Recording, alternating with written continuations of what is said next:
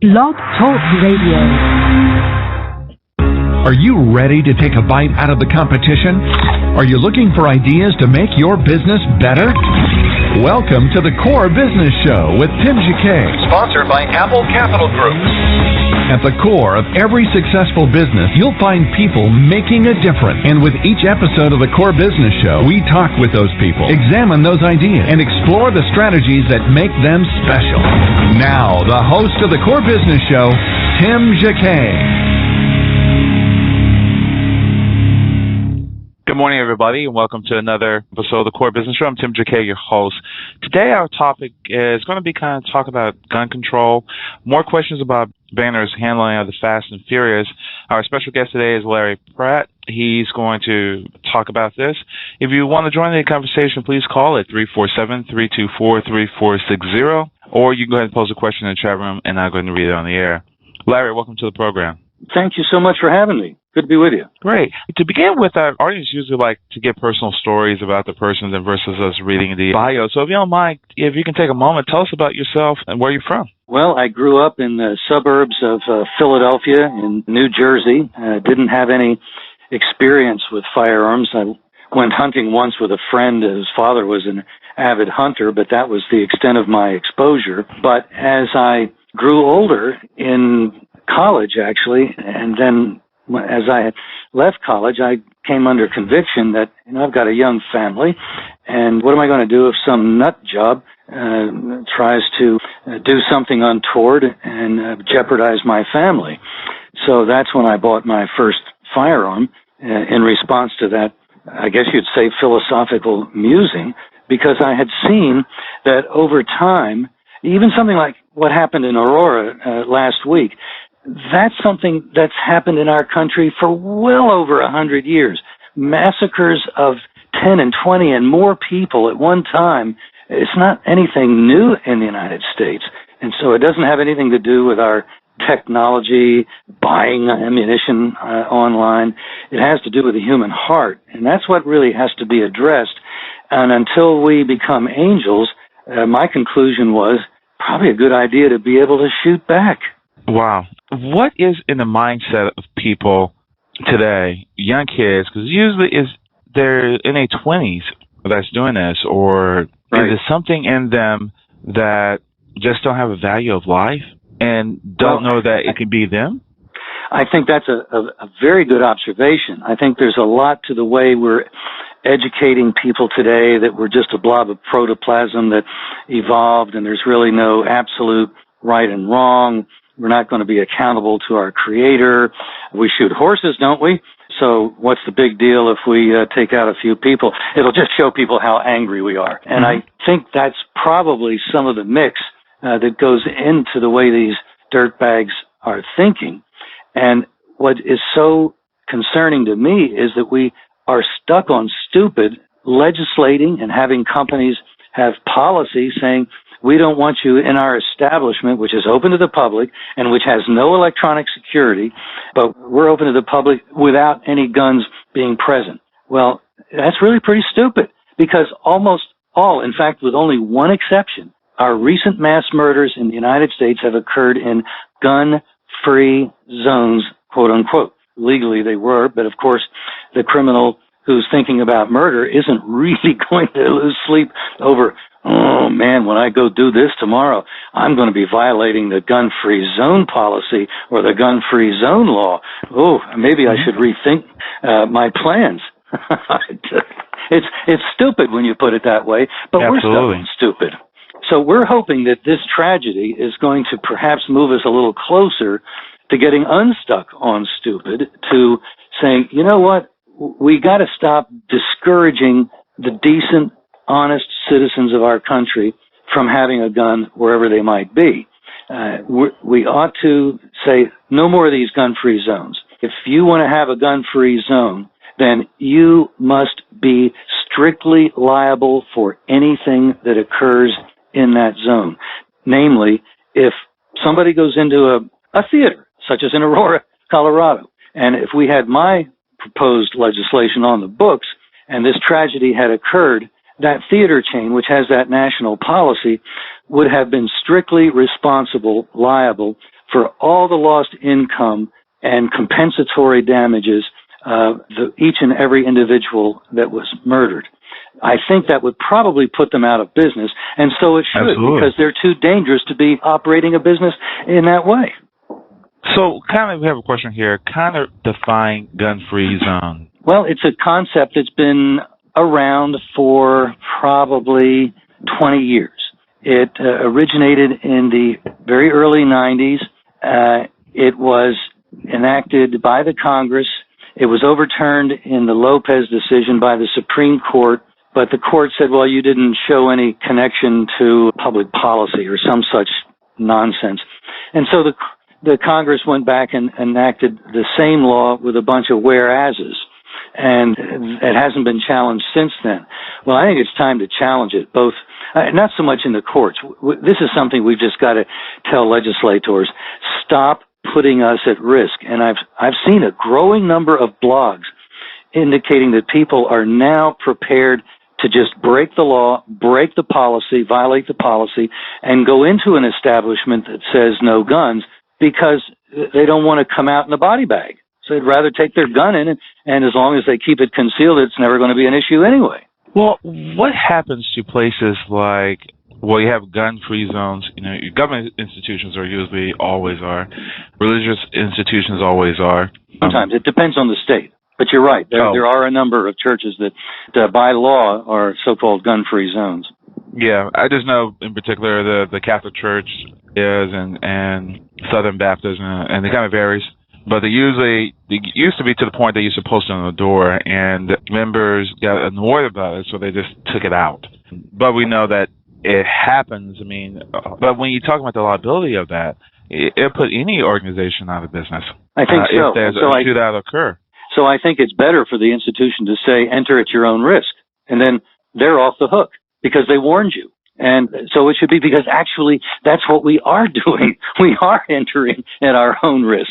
And all they do is add to it if they say, enter at your own risk, but for goodness sakes, don't bring any means of self-defense. Wow. Well, now, come on. Look, any business, if you walk into a organization or a business that says, enter at your own risk, you're going to think twice about even walking in. Well, this is where they stay at home. So it should be. If the business is that unfriendly to human life, they have this notion that somehow what they're thinking about is their own liability. And so the gun-free zone is in response to business organizations saying, hey, government, take us off the hook. We don't want to be responsible for something that happens in our store. Well, if a criminal goes into a store and shoots the place up like he did in the theater in Aurora last week, that's not the responsibility of the theater unless they have said enter without your own self-defense means. Then they assume responsibility. Then they ought to be on the hook. And I understand that there is at least one lawsuit on its way. And I hope they drive that theater chain out of business. So when you have that type of, I'm not going to say mentality, but when you have that type of thing, have we learned something from the past, in the Wild Wild West? We can't honestly say what happened. None of us there to witness it. It was just common practice. But when people, enter in an establishment all loading with guns, it's just a scary sight. Well, the Wild West was mainly wild in Hollywood. The facts were rather different. The West was a fairly low-crime area. There was the shootout at the OK Corral, but we know about that because of its unusual nature. It was something that didn't normally happen. And what is normal and happily now is in our center cities, particularly with their hostility to the armed citizen, criminals have free range. And it seems to me that if we sue anybody, we probably ought to make sure we sue government officials for their having made us vulnerable. Only one of our mass murders in recent time has occurred outside a gun-free zone. These are dangerous places. And how many people need to die before we come to the conclusion that, Houston, I think we have a problem? Don't they say that the zealot is the guy that says, my policy failed, well, then I'm going to redouble my effort? No. What we're going to do is going to take a break real quick and we'll be back in a moment, again, to talk more about this topic. We'll be back in one moment as we listen to the Core Business Show. You're listening to the Core Business Show, sponsored by Apple Capital Group. Apple Capital Group in Jacksonville, Florida, is a commercial lender that specializes in asset-based loans, equipment leasing and financing, invoice financing, commercial real estate loans, and asset-based financing in the U.S. and Canada. Apple Capital Group is a direct lender that lends on their private equity investment portfolio. 90% of most loans are decided within 2 hours, and vendor funding within 24 hours after documents are completed, with a one-page application. No slow no's, just a quick decision and a fast yes. To get more information about lending from Apple Capital Group, call 866-611-7457. That's 866-611-7457 to speak with one of our loan specialists. Or visit us right now at applecapitalgroup.com. Welcome back to the Core. Once again, here's Tim Jacquet. We're back with Larry Pratt. We're talking about gun control, and welcome back to the program. I think we were beginning to talk about more questions about Boehner's handling of the Fast and Furious. What is government doing right now in order to address these type of situations? Is there anything they really can do? Well, Fast and Furious was a government program in the Department of Justice carried out by the Bureau of Alcohol, Tobacco, Firearms, and Explosives that started sometime in the early to middle part of 2009, and it involved telling dealers, even when they had reservations about the buyer that they were selling to go ahead and sell rifles primarily to these purchasers who actually turned out to be part of the cartel syndicate down in Mexico. They were selling and getting them illegally across the border primarily to the Sinaloa cartel. And we know that they were looking to enhance their case for gun control because Mark Choate, one of the officials at the ATF headquarters in Washington, emailed, and we know this thanks to a whistleblower, emailed the head of the Phoenix office where they were operating Fast and Furious, inquiring if any of the Fast and Furious guns had turned up at crime scenes because they wanted to use them as a predicate for more gun control. Further, when the head of the ATF at the time was given his weekly briefings, and it was clear that the monthly death toll was increasing over the previous month and a month a year before in Mexico, there wasn't an expression of remorse, of sadness, but good. The program's working. Good. 400 people murdered is good. We know that they were murdered because, just like Nazis, they were keeping a record of all the guns that had been involved in the Fast and Furious program. So when they turned up at crime scenes, they knew that, that's one of ours.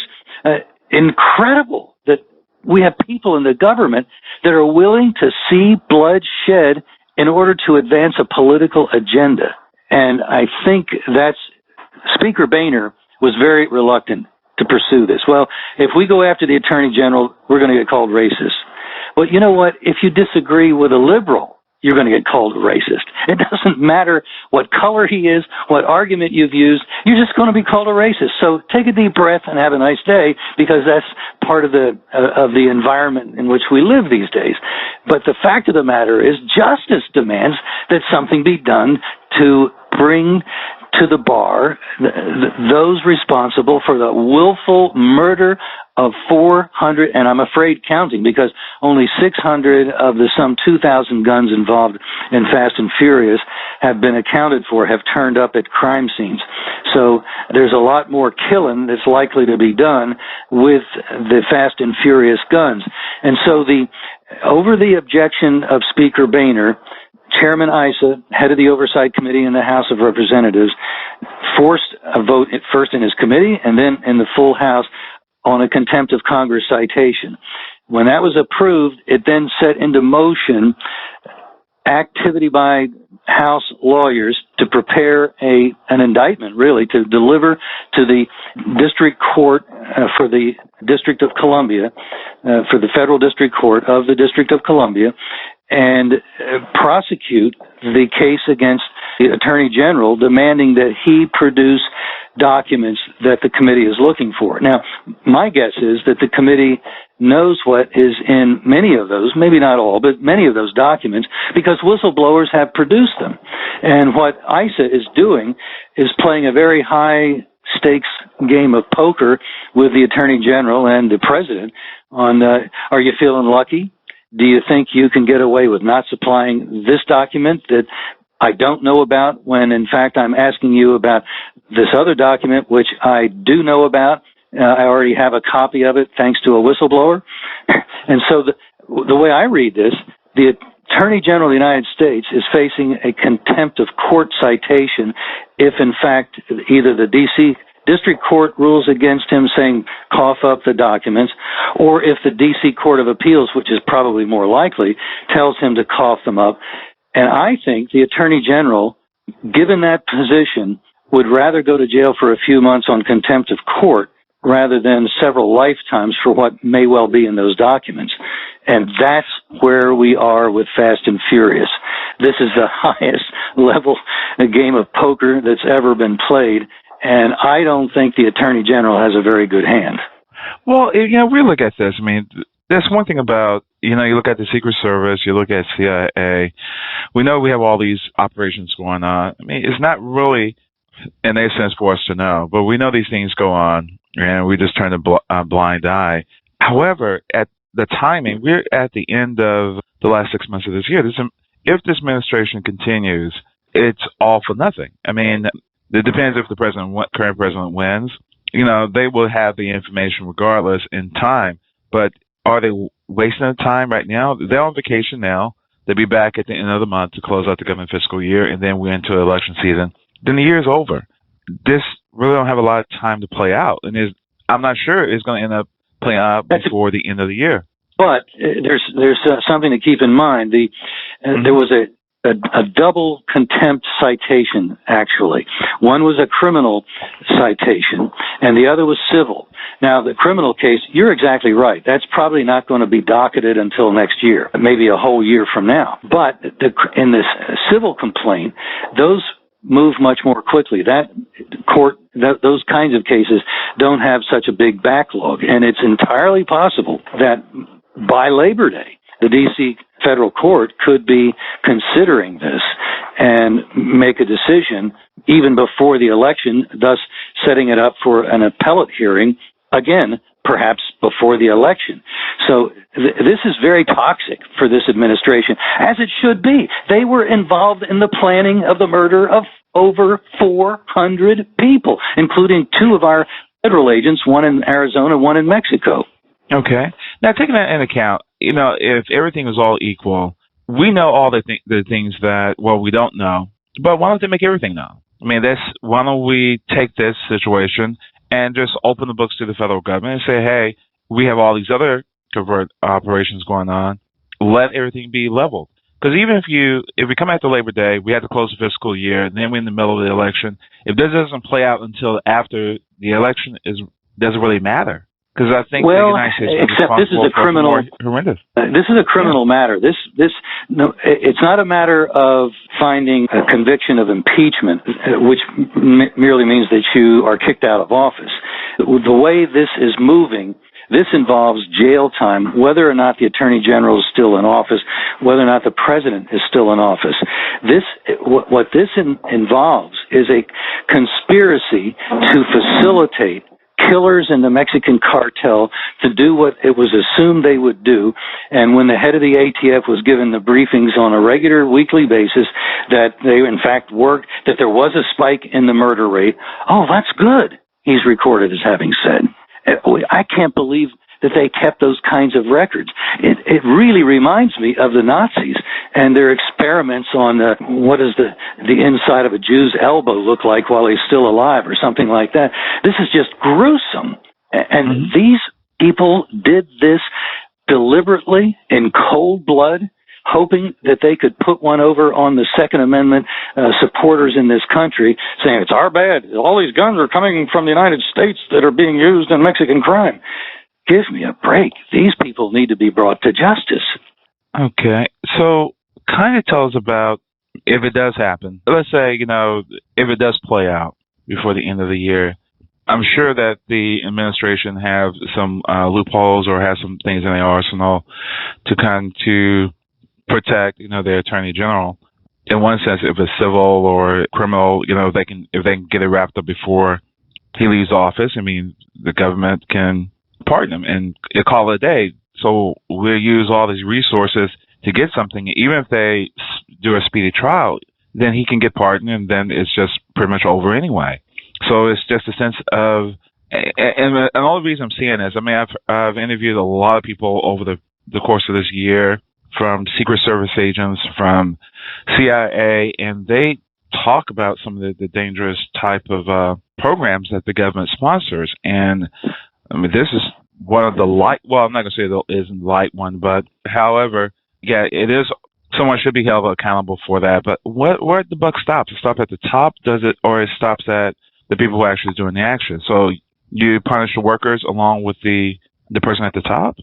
Well, I think you punish anybody that you can show was actually involved in this kind of terrible activity. And it's interesting that the agents on the ground, the cops, if you will, as opposed to the bureaucrats and the lawyers and the Washington bureaucracy, even the head of the ATF office in Phoenix had only been a street agent, a cop, if you will, for about a year. So all of the people who were really keen on this were bureaucrats, were lawyers, were political types. And frankly, I think a message needs to be sent to them, even if, as you say, and that's a possible scenario, if the convictions come down while the president is still in office, he would very likely pardon anybody so convicted. But I think the mission would have been accomplished, that you're going to be held accountable if you think you can do anything you want and you're so above the law that you don't have any concern whatsoever for human well-being.